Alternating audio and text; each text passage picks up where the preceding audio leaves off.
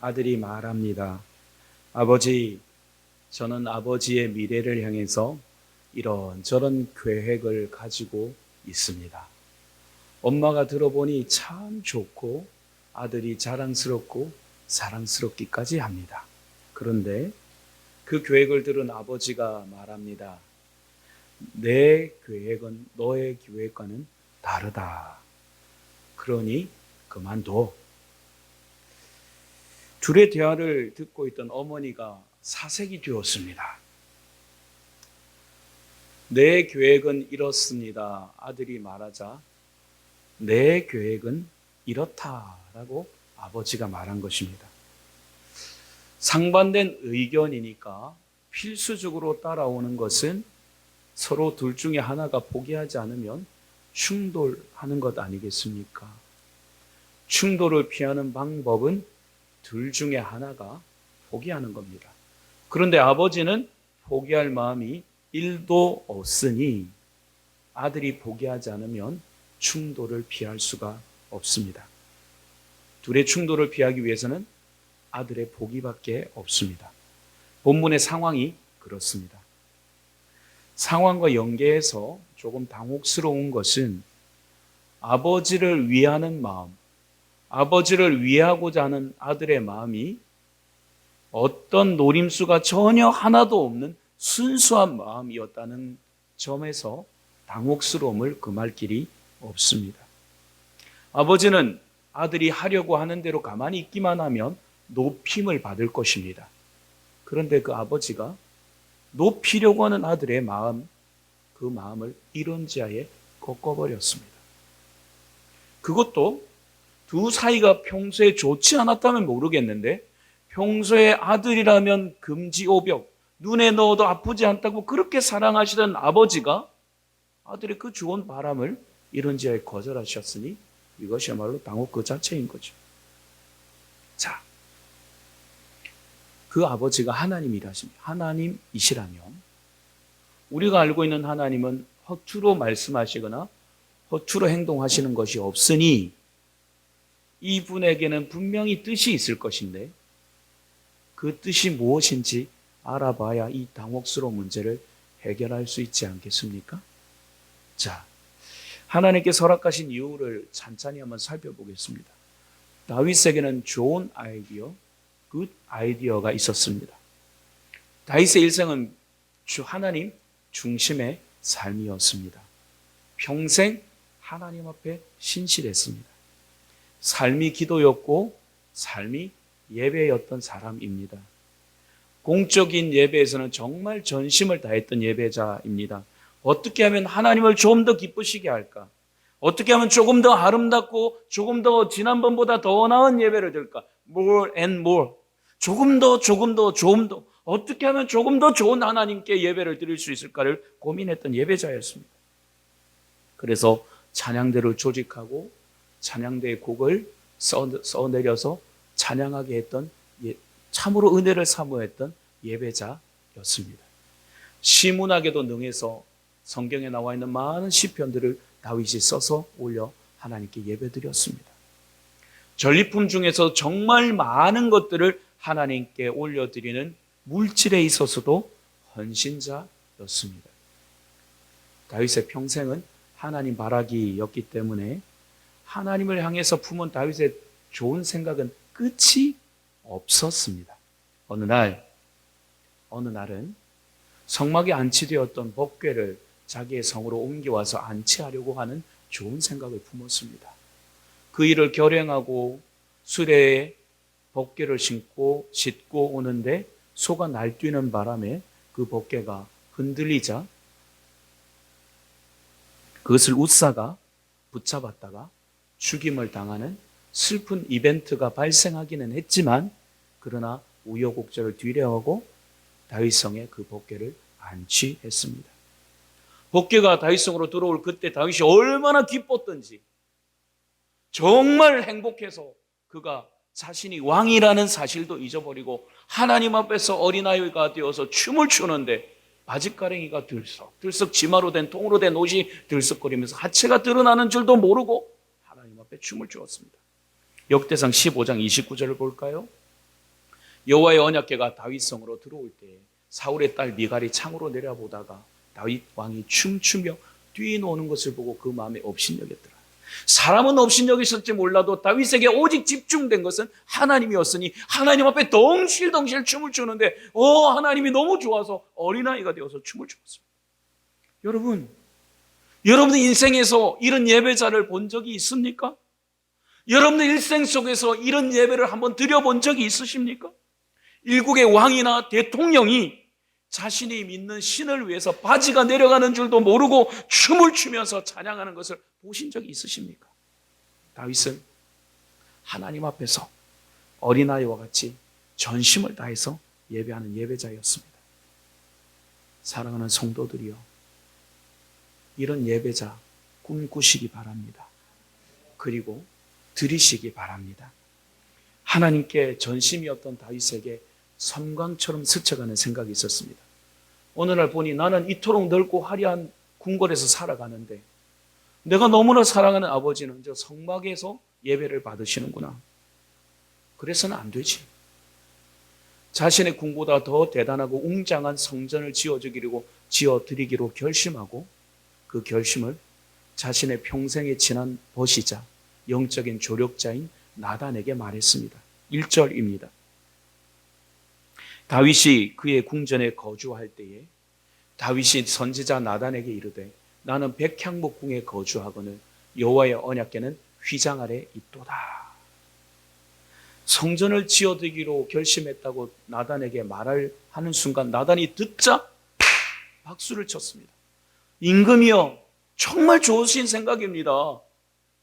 그 말씀에 저는 100% 동의합니다. 이심전심, 척하면 삼천리, 두말하면 일 아프고 뚝하면 감나무 부러지는 소리 아니겠습니까? 나단의 말입니다. 2절 같이 볼까요? 시작. 나단이 다윗에게 아뢰되 하나님이 왕과 함께 계시니 있는 바를 모두 행하소서. 임금도 결정했고 조력자도 같이 동의를 하고 동조를 했으니 이제는 일이 일사천리로 진행되지 않겠습니까? 일사천리로 이제 진행되기 직전에 와 있습니다. 그런데 이 아름다운 프로젝트에 사단 마귀가 브레이크를 건 게 아니고 뜻밖의 암초, 변수를 만났는데 하나님을 그토록 사랑하는 다윗이 그토록 사랑하는 하나님께서 노를 하셨습니다. 하나님께서 나단에게 말씀하셨습니다. 17장 4절입니다. 가서 내 종 다윗에게 말하기를 여호와의 말씀이 너는 내가 거할 집을 건축하지 말라. 여러분 조금 많이 당혹스럽지 않습니까? 이 당혹스러운 상황 속에서 우선은 먼저 살펴볼 것은 나단의 선지자적 사명입니다. 아무리 나단이 선지자라고 하더라도 지금 이 시대는 왕정시대입니다. 왕이 잘못했다 손치더라도 그 잘못을 지적하는 것이 쉽지 않은 왕정시대입니다.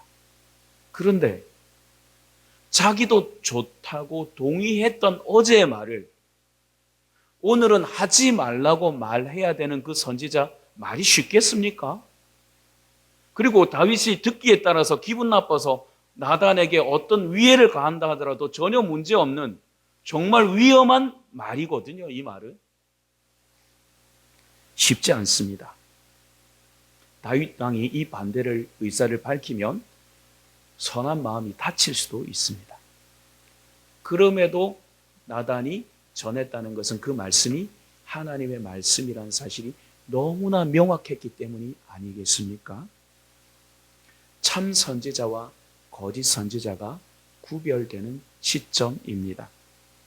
하나님의 말씀을 가감없이 전해야 하는 자가 선지자입니다. 가감없이 전함으로 예레미야는 끊임없는 고초를 겪다가 눈물의 선지자라는 별명을 얻었습니다. 그래도 전해야 하는 것이 선지자입니다. 쇠똥으로 나중에는 대신하기는 했습니다마는 하나님께서 에스겔을 부르시어 너가 밥 해먹는 그 밥을 인분으로 말려서 그 인분으로 끓여서 화력으로 삼아 밥을 해먹어라. 하나님, 나 도저히 그거는 못하겠습니다. 라고 해서 하나님께서 쇠똥으로 끓여서 밥을 먹으라 라고 바꾸어 주셨기는 하지만 그러나 그 더러운 재료들로 밥을 끓여 먹어야 되는 것이 선지자의 사명이라면 순종해야 하는 것이 선지자입니다. 세례요한은 약대 트롯을 입고 광야에서 하나님의 말씀을 전하다가 목이 잘려서 순교했습니다. 그럼에도 불구하고 하나님의 음성을 전해야 하는 것이 선지자입니다. 나단은 하나님의 말씀이 명확하지 않았다면, 뚜렷하지 않았다면 그가 동의했던 말씀을 하루아침에 손바닥 뒤집기 뒤집고 다윗에게 반대 의견을 제시하기가 쉽지 않았을 것입니다. 그러나 하나님의 음성이 명확했기에 전했습니다. 자, 이제 다윗의 반응만 남았습니다. 보통 사람들 같으면 역정을 내고 어제 너 동의했지 않느냐? 어제 동의해놓고 어떻게 하루아침에 그럴 수 있느냐? 너 나한테 그럴 수 있어? 라고 따졌을지 모릅니다. 하지만 다윗은 듣는 즉시로 아멘 했습니다. 그렇습니다. 하나님을 사랑하는 사람은 하나님의 음성을 전함과 수용함에 있어서 밀당이 없습니다. 협상이 아닙니다.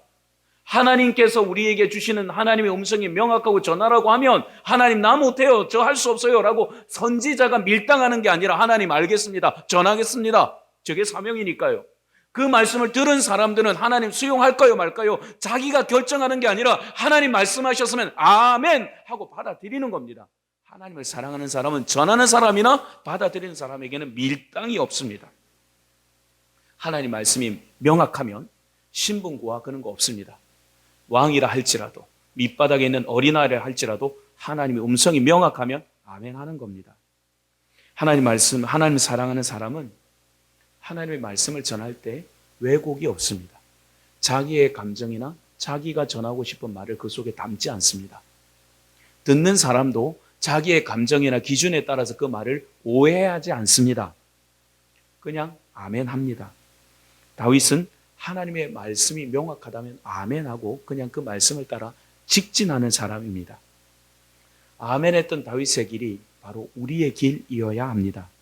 사랑하는 성도들이여, 우리는 하나님의 뜻인가 아닌가를 여부를 놓고는 고민할 수 있습니다. 고민해야 합니다. 하지만 하나님의 음성이 명확하다면 하나님의 말씀에 대해서는 어떤 누구도 변명할 수 없습니다. 변명해서도 안 됩니다. 성전 건축 멈추라 하시면 멈추는 겁니다. 계획을 돌이키면 저의 리더십이 무너지지 않습니까? 사람들을 불러놓고 어제 제가 성전 건축하겠다고 했는데 지금 어제 했던 말을 오늘 뒤집으면 왕의 리더십이 어떻게 되겠습니까? 이 정치적으로 대적들이 그걸 빌미삼아 공격하지 않겠습니까? 이런저런 인간적인 생각이 아니라 하나님이 멈추라 하시면 멈추는 거예요. 그 이후로는 하나님이 책임지십니다. 왜 자기가 높아지고 낮아짐을 걱정하는 겁니까? 하나님께서 말씀하셨으면 그 위대하신 하나님에게는 뜻이 있지 않겠습니까? 여러분들이요, 하나님이 기도하라 하시면 기도하는 겁니다. 전도하라 하시면 전도하는 거예요. 가난한 과부의 2렙돈을 드리라 하시면 드리는 거예요. 그리고 그것에 순종하면 하나님께서 그보다 더 큰 것을 주시려고 준비하셨으니 달라고 하셨겠죠. 예배를 드리되 대충 드리지 말고 전심을 다해 드리라 하면 전심을 다해 드려야 합니다. 하나님의 음성이면 그것이 음성이기에 아멘하면 좋은 결과가 기다립니다. 그럼에도 불구하고 우리가 해결해야 할 것은 하나님께 성전을 지어드리려고 하는데 왜 거절하셨냐입니다. 여기서 가장 핵심 포인트가 있습니다. 성전이 누구를 위한 것인가? 입니다. 여러분, 다윗이 지어드리려고 하는 성전, 누구를 위한 성전입니까? 다윗을 위한 것입니까? 하나님을 위한 것입니까? 하나님이시죠. 동의하십니까? 그렇다면 당연히 하나님 마음 아니겠습니까? 드리는 쪽의 만족이 첫 번째가 아니라 받으시는 이의 만족이 첫 번째 고려 대상 아니겠습니까? 좋은 믿음, 항상 좋은 믿음의 1번은 그 받으시는 쪽을 먼저 생각합니다. 누가 무엇을 얼마나 어떻게가 아니라 받으시는 하나님이 제일 중요하다는 것이죠. 받으시는 하나님께서 다윗의 시대에 성전 건축하는 걸 싫다 하셨습니다. 여기에 무슨 설득이나 무슨 논리가 필요합니까? 받으시는 하나님이 싫다입니다. 쉽게 말씀드려 보겠습니다. 부모님이 홍시를 좋아합니다. 홍시를 좋아하는 걸 아들이 모릅니다. 아들이 시장을 오랜만에 가서 시장을 뒤져서 제일 좋은 비싼 단감을, 씨알이 굵은 단감을, 튼튼한 단감을, 아삭아삭 소리 나는 단감을 사가지고 한 박스를 써서 집안에 가지고는 턱 내려놓았습니다. 어머니, 아버지, 제가 시장에서 제일 좋은 거 골라왔습니다. 맛있게 드세요. 근데 그분이면 이미 치아가 다 녹고 내려서 잇몸이 아프고 상해 있습니다. 딱딱한 것을 씹을 수가 없고, 그래서 말랑말랑하고 단 것을 목에 씹지도 않고 삼킬 수 있는 연시, 홍시를 좋아하는데 이 아들은 몰랐던 거예요. 그래서 말합니다. 제일 좋은 거 사왔으니 지금 당장 깎아 드릴 테니 드세요. 깎아서 입에 넣어 드리고. 아들이 사온 아들이 정성이 갸륵하고 고마워서 조금 이따 먹을게. 씹을 수 없으니 아들이 미안하고 민망할까 봐 그 마음 안 들키고 싶어 조금 이따 먹을게 라고 이야기했더니 아들이 버럭 역정을 냅니다. 아버지, 제가 아버지 어머니 차드리려고 이 좋은 걸 사왔는데 제가 지금 한 입만 드시라고 하는데 그것도 안 드세요? 제가 두 번 다시나 사오나 봐라 라고 화를 냅니다. 여러분, 이건 선물이 아니라 강요입니다. 아버지가 싫다면 싫은 겁니다. 아버지가 좋아한 걸 드려야 선물인 거죠. 하나님이 싫답니다. 싫고 좋고 왜 이유를 따지기 전에 그분이 싫답니다. 그러면 끝난 거 아니에요? 나의 뜻보다 가장 우선하는 것이 하나님의 뜻입니다. 다윗 같은 좋은 믿음 가지게 되기를 축복합니다. 두 번째 우리가 다루어야 될 것은 소명은 나만으로 나의 시대에 완성되는 게 아닙니다. 우리는 이 사실을 통찰하고 계속해서 붙잡고 살아가야 됩니다. 저는 목회 현장에서 이런 사람들 많이 봅니다. 하나님의 진리의 일은요, 한 시대에 끝나는 성질의 것이 아닙니다. 이 말을 꼭 기억하시기 바랍니다. 정말 여러분들에게 드리고 싶은 말씀. 하나님의 일은 한 시대에 끝나는 성질의 것이 아닙니다. 하나님은 시대마다 사람들을 사용하셨습니다. 아브라함 시대에 아브라함, 모세의 시대에 모세를, 다니엘의 시대에 다니엘을, 세례요한의 시대는 세례요한. 각 시대에 다양한 방식으로 그들을 사용하셨습니다. 땅을 준비하는 사람, 건물을 짓는 사람, 안에 있는 건물을 채우는 사람, 내적인 부흥을 일으키는 사람 등등의 시대에 맞게 쓰셨습니다. 시대는 달랐지만 하나는 부르신 목적이 명확했습니다. 오실 예수님을 위해서 시대마다 준비하는 사람이 있었고 다시 오실 예수님을 위해서 시대마다 준비하는 사람이 다릅니다. 그 시대의 방점은 예수 그리스도입니다. 오신 예수님이 방점이요 다시 오실 예수님이 방점입니다. 우리는 그것을 위해서 달려가는 과정 속에서 열심히 사명의 노를 젓는 사람일 뿐입니다. 우리 시대에 영광스럽게 쓰임받았으면 그것으로 족한 겁니다. 내 시대에 나에 의해서, 나만에 의해서 내가 하는 그것이 완성의 방점이 아닙니다. 예수 그리스도가 방점입니다. 이 사실을 알고도 모른 채 한다면 그 사람은 이미 타락한 사람이요, 모른다면 무지한 사람입니다. 사명은 사람으로 인해 완성되는 것이 아닙니다. 어떤 사람은 기둥으로, 어떤 사람은 석가래로 쓰일 차이가 있을 뿐입니다. 사명자는 도도한 은혜의 물줄기 속에 해당 구간을 노져가는 사공일 뿐입니다.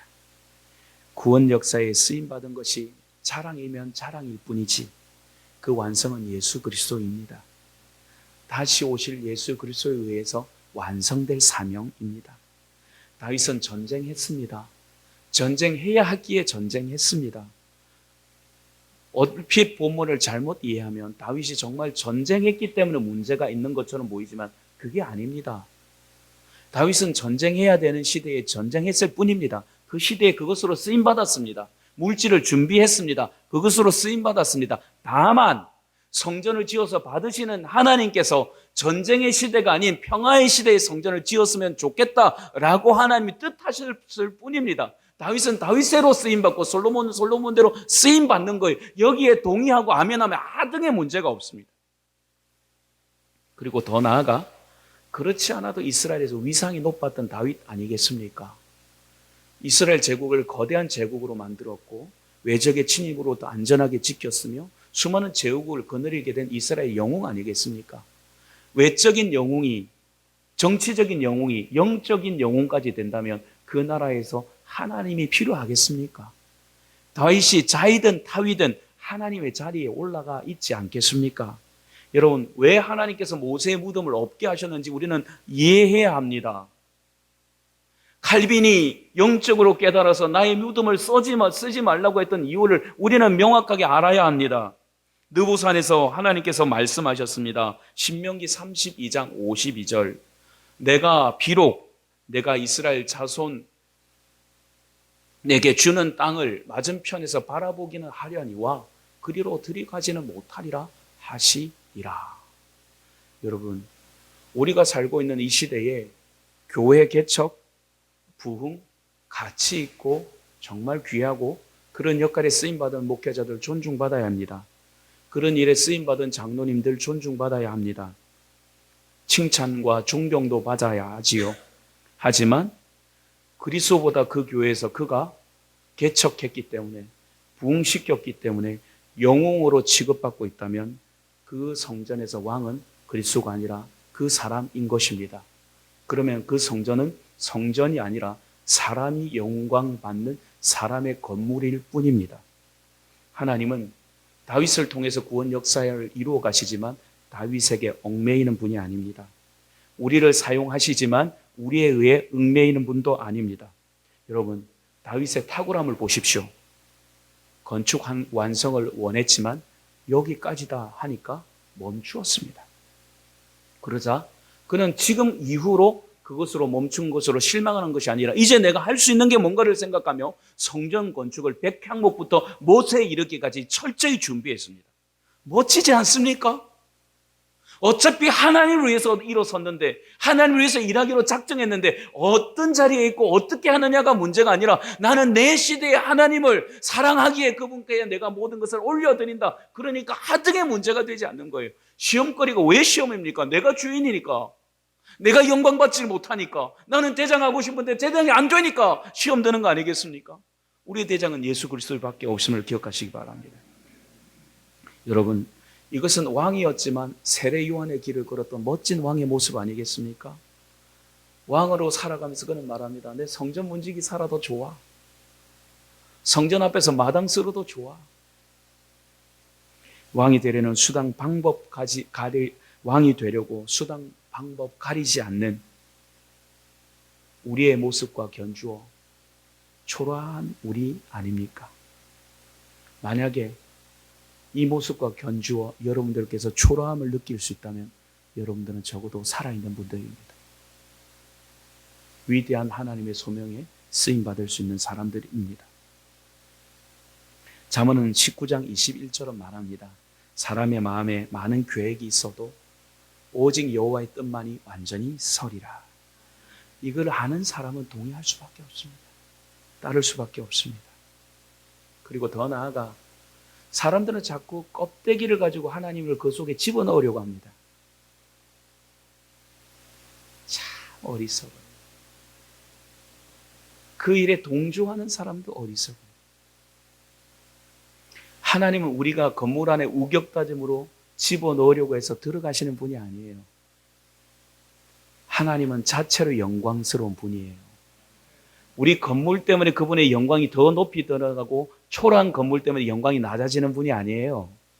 다만 그분이 받으시는 것은 나의 최고의 하나님이 우리가 할 수 있는 최대치를 올려드리는 그 모습과 그 상황을 영광 받으시는 것이지, 그래서 거하는 것이지, 하나님의 영광이 사라지니까요, 멋지게 지었던 솔로몬 성전 하나님이 허물어 버렸어요. 영광이 떠나가니까, 그들의 경배의 마음이 떠나가니까 하나님이 허물어 버렸어요. 스룹바벨 성전 야산 잔목으로 지었어요. 하나님 영광이 임하시니까 어떤 위대한 건물보다 위대한 영광이 나타났어요. 그렇지만 그들이 사모하는 마음이 떠나자 그것도 허물어 버렸어요. 40년 동안 헤롯 성전을 지었습니다. 하나님 영광이 임했다가 영광 떠나가니까 그거 돌 위에 돌 하나도 남지 않고 허물어 버렸어요. 가장 중요한 건 다윗과 같은 마음이 있는 곳에 그것이 어디든 하나님 영광 받으십니다. 그러므로 지금 여러분들의 마음이 중심이 여호와를 향해 있다면 이것이 최고의 예배인 것입니다. 자, 그 가운데서 하나님은 다만 성전을 못 짓게 하셨지만 다윗의 마음은 받으셨습니다. 이게 우리 하나님이에요. 너의 시대는 이것이지만 그러나 너가 나를 향한 그 마음조차는 난 거절하지 않아. 그리고 다윗에게 말했습니다. 내가 너의 마음을 받고 너의 뒤를 이어서 수많은 훌륭한 왕들을 세울 것이다. 그리고 다윗의 후손에서 정말 우리가 사모하는 왕 중의 왕인 그리스도가 탄생했지 않습니까? 하나님은 성전 건축을 막으셨지만 그의 중에 진정한 성전의 존재 이유와 진정한 성전이 되시는 그리스도를 보내심으로 다윗이 가장 영광스러운 존재임을 높여 주셨습니다. 이걸로 충분하지 않습니까? 하나님은 당신의 일에 대해서 만약에 멈추라 하실 때 멈추고 순종하는 그들에게 영광을 보이십니다. 당장 드러나지 않지만 그를 통해서 영광 받으시고 가장 아름다운 선한 귀결을 그를 통해 이루어 가십니다. 다윗은 한 줌의 마음을 드렸을 뿐인데 하나님 영광을 받으시고 위대한 그리스도를 그의 혈통에서 탄생하게 하는 엄청난 놀라운 축복을 주셨습니다. 이런 놀라운 하나님의 축복 참여해보고 싶지 않으십니까? 누려보고 싶지 않으십니까? 그렇다면 우리에게는 길이 단순합니다. 사람의 길이 아니요 하나님께서 기뻐하시는 영광의 길을 걸었던 다윗과 같은 길을 우리도 뚜벅뚜벅 따라가면 그 영광이 우리에게 있으리라. 사랑하는 여러분, 고민했습니다. 아주 고민이 많았습니다. 왜 현대 기독교에는 신앙의 능력이 나타나지 않을까? 왜 나타나더라도 제한적일까? 고민했습니다. 기도했습니다. 수많은 프로그램과 무성한 가지, 예수님이 가셨을 때 열매 없는 무성한 가지처럼 수많은 교회당에 화려한 교회당들이 지어져 있고 그곳에서 예매하는 프로그램들은 날로 발전해 가고 있는데 왜 그 속에 기독인들에게는 이전에 나타났던 영광이 나타나지 않을까? 왜 이토록 쉽게 흔들리고 견고하지 못할까? 고민했습니다. 기도했습니다. 그때 하나님 저에게 두렵고 떨림으로 주신 응답이 있었습니다. 그것은 바로 사명의식의 결여였습니다. 여러분, 기독교 신앙과 관련된 모든 종교적 행위는 사명과 관련해서 생각해야 합니다. 그런데 이거를 사명으로 생각하지 않고 모두가 자기들의 기준에서 취사 선택한단 말이죠. 여러분, 사명의 주도권은 우리에게 있지 않습니다. 나에게 있지 않습니다. 나에게 결정권이 아니라 사명을 부여하신 그분에게 결정권이 있는 것이에요. 사명을 받은 사람은 사명을 해도 되고 안 해도 되는 게 아니라 사명을 받은 사람은 이걸 어떻게 할까에 대한 고민만 있어야 합니다. 원 오리진이 보여주신 모범을 따라 그 길을 뚜벅뚜벅 걸어가야 합니다. 여러분, 예배든 전도든 기도든 그 모든 것들을 사명적 차원에서 접근해야 합니다. 사명이라는 아포스톨로스라는 헬라어는 그 이전의 첫 글자에 호나 아를 썼습니다. 이 말은 해양 탐험을 하는 대장들에게 사용되는 표식이었습니다. 이 말은 끝까지 항해를 위해서 나아가는 항해자들처럼 두렵고 떨리지만 항해하는 대장들이 그 부하들을 이끌고 머나먼 대양을 향해서 나가는 것처럼 멈춤 없이 이끌고 나아가라라는 의미에 담겨져 있는 뜻이 사명입니다. 여러분 보십시오. 기도를 한번 볼까요? 왜 여러분과 제가 능력이 없을까요? 왜 무기력한 신자로 살아갈까요? 그냥 노멀한 신자로 살아갈까요? 이 속에 첫 번째 문제가 기도에서 있지 않겠습니까? 기도를 사명의 문제로 접근하지 않습니다. 예수님께서 기도하셨습니다. 예수님 산기도하셨습니다. 새벽에 기도하셨습니다. 무시로 기도하셨습니다. 험산 줄령을 넘어가는데 하나님과 조우 없이는 이 사명 완수할 수 없어 그분이 부르짖어 기도하셨습니다. 우리의 주님이신 그분이 기도하셨는데 하물며 우리랴. 예수님도 도자에 주목하십시오. 예수님도 기도하셨습니다. 그런데 우리가 기도를 하지 않습니다. 우리가 예수보다 탁월합니까? 예수보다 위대합니까? 이 험한 세상에 사단 마귀가 우리를 넘어뜨리려고 교회를 넘어뜨리려 하고 우리를 믿음 가운데 벗어나서 엉뚱한 길로 가게 하려고 호시탐탐 기회를 노리는 우리도 기도해야 하지 않겠습니까? 이건 취사 선택의 문제가 아니고 사명입니다. 사명. 등대지기가 등대를 꺼뜨리는 순간, 불을 꺼뜨리는 순간 그곳을 항해하는 모든 사람들은 그 돌에 부딪혀 죽어요. 기도는 사명입니다. 등대지기입니다. 여러분 자녀를 위해서 기도하는 부모는 기도하셔야 합니다. 왜 여러분들에게 믿음의 부모를 주셨고 믿음을 주셨겠습니까? 사랑하는 자녀들에게 등대지기가 되라고, 기도의 등불을 밝혀서 그들을 축복하라고 여러분들을 세우신 거예요. 왜 여러분들을 집사님으로 직분자로 세웠겠습니까? 교회 기도의 등불이 되라고, 꺼뜨리지 말고 사명을 완수하라고, 그래서 교회를 지켜내라고. 교회를 말로 사랑하는 게 아닙니다. 기도로 사랑하는 겁니다. 이건 사명입니다. 여러분, 예배를 보십시오. 우리 예배가 최고의 하나님을 향해 최고의 예배를, 지난주보다 조금 더 나은 예배를 드리기 위해 여러분들은 몸부림치고 있습니까? 최고의 너무나 좋으신 위대하신 하나님, 그분이 나의 예배를 받으시고 기뻐하시기에 나는 조금 더 좋은 예배를 드리려, 이 성전을 내가 청소하더라도 사명감을 가지고 구석구석 예배 드릴 때 사람들이 먼지 한 줌이라도 없으면 더 아름다울 것이니까, 단순히 남전도의 봉사가 아니라 하나님의 성전의 예배를 지난주보다 더 아름다운 성전을 올려드려서 성도들이 편안한 마음으로 예배드리게 하려는 사명의식으로 여러분들 접근하고 있습니까? 아니면 단순히 봉사입니까? 전도도 마찬가지입니다. 사명적 차원에 접근하지 않고 언제나 취사 선택을 자기가 한 거예요. 여러분, 사명은 내가 하고 안 하고가 아니라 하나님이 하라 하시면 아멘 하는 겁니다. 그리고 가는 겁니다. 그러면 그 속에서 역사가 나타납니다. 주님이 말씀하셨습니다. 마가복음 16장 18절 같이 읽어볼까요? 시작. 뱀을 집어올리며 무슨 독을 마실지라도 해를 받지 아니하며 병든 사람에게 손을 얹은 즉 나으리라 하시더라. 하나님의 능력이 사라진 게 아니라 하나님의 능력이 나타날 우리의 준비가, 우리의 마음이 식어진 것은 아닐까요? 사랑하는 여러분, 기독교는 역사의 종교입니다. 기적의 종교이자 능력의 종교입니다. 왜냐하면 하나님이 살아계시고 예수가 살아계시고 성령님이 우리 안에 내주하기 때문에 그렇습니다. 그분 안에 붙잡히면, 그분을 향한 열망이 어제보다 내일보다 모레가 더 낫기만 한다면 우리에게는 그 능력이 나타날 것입니다. 그러므로 우리 교회의 힘이 없음이, 약함이 숫자에 있지 않고 물질에 있지 않고 우리가 하나님을 향한 전심의 마음이 식어졌기 때문임을 정확하게 통찰하고, 이번 주부터 여러분 할 수 있는 분들은 새벽기도 나오시고, 상황이 안 된다면 개인의 장소에서라도 자녀와 교회를 위한, 나라와 민족을 위한 기도 멈추지 마시기 바랍니다. 이 전쟁의 시국, 이 날카로운 대립의 시국 속에서 여러분들의 기도의 사명이 이 나라, 이 민족을 지키는 겁니다. 여러분, 저 미사일이 수없이 왔다 갔다 하는 저 중동의 평화, 깨어진 평화를 보면서 우리가 두렵지 않습니까? 반세기 전에 우리가 그 나라의 주인공이었습니다. 이 뒷산에 무슨 나무가 한 그루 있었겠습니까? 민둥산이었지. 전쟁의 포로가 되고 서로를 향해서 총뿌리를 거녔던 우리 민족이 이만큼 은혜로 살았으면, 그 조상들이 그렇게 기도의 씨앗을과 눈물과 피땀을 흘려 이 나라의 민족을 견제하게 세웠다면 이제 우리 후손들에게 물려줘야 되지 않겠습니까? 이것은 취사 선택의 문제가 아니라 사명임을 기억하시기 바랍니다. 잠자던 영혼들을 다시 깨우시고 정신을 바짝 차리고 그리스도 예수를 위해 다윗처럼 아멘하고 순종함으로 그의 역사를 이루어 가시는 능력을 체험하는 하나님의 백성들 되시기를, 하나님의 군대 되시기를 주 예수 그리스도의 이름으로 축복합니다.